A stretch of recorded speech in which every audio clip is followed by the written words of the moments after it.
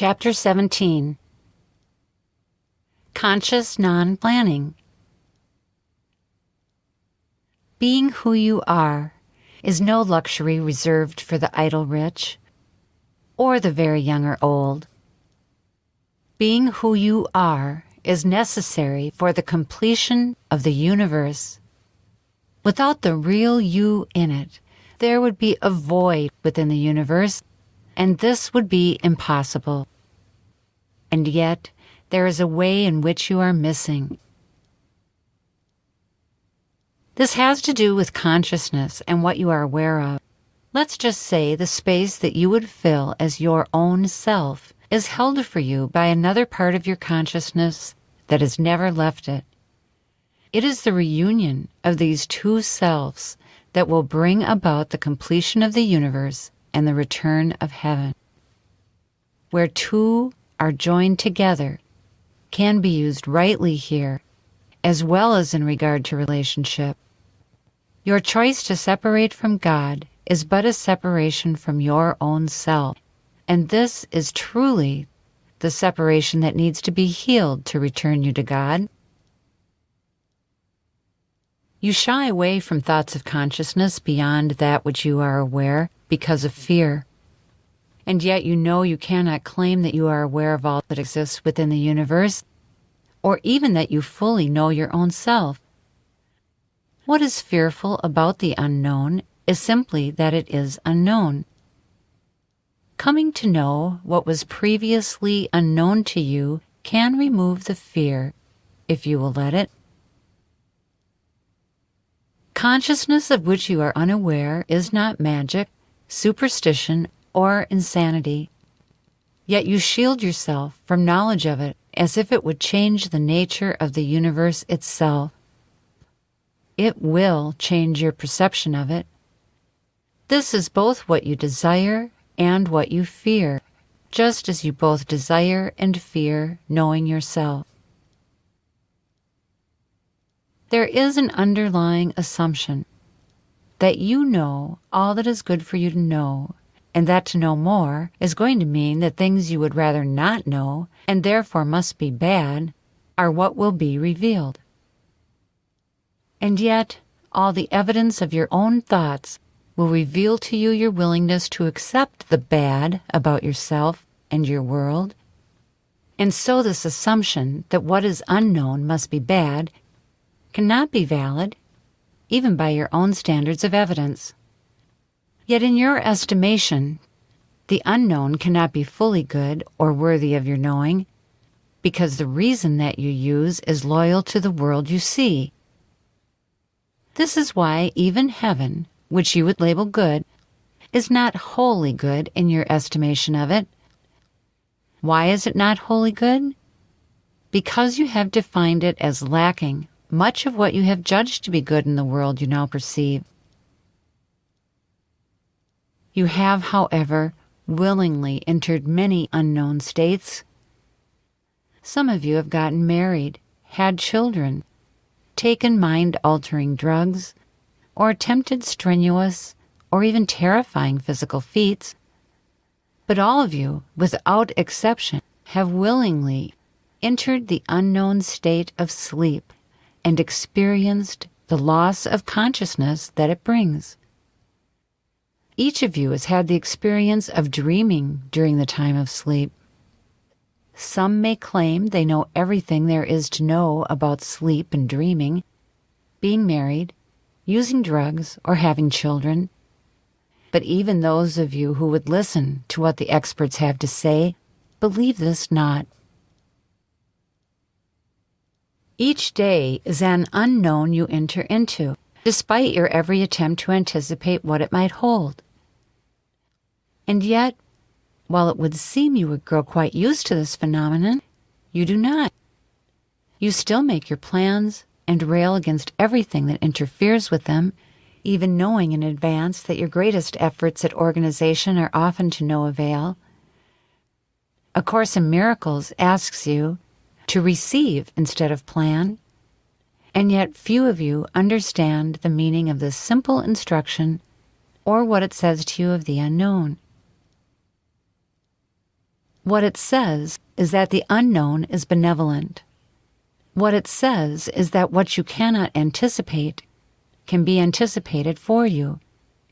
What it says is that you could be receiving constant help if you would but let it come. What it says is that you are not alone. Receiving implies that something is being given. Receiving implies a willingness to accept what is given. This willingness is what you do not offer. Yet this is due to your lack of understanding about the nature of creation and can be corrected.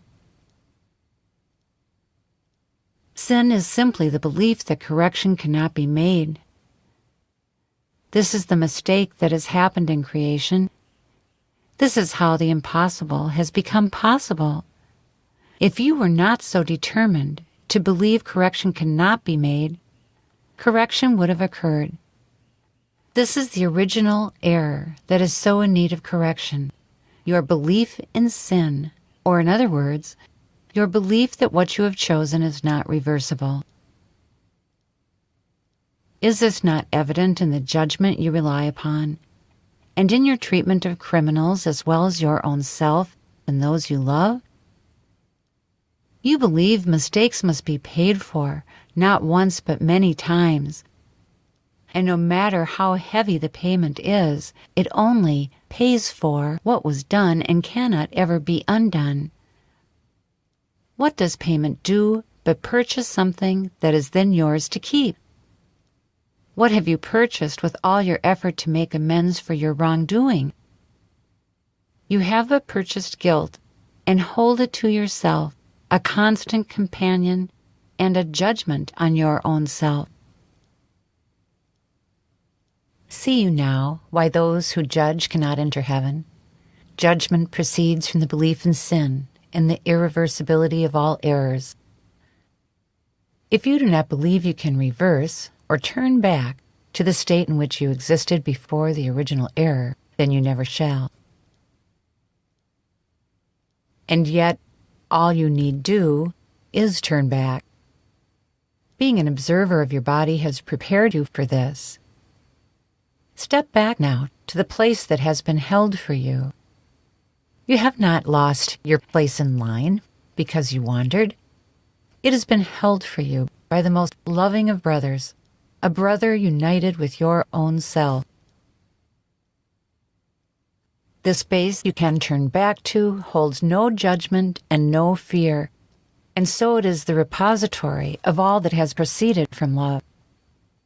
There it keeps all love's gifts safe for you. Love's gifts are gifts of creation or extension, gifts you have both given and received.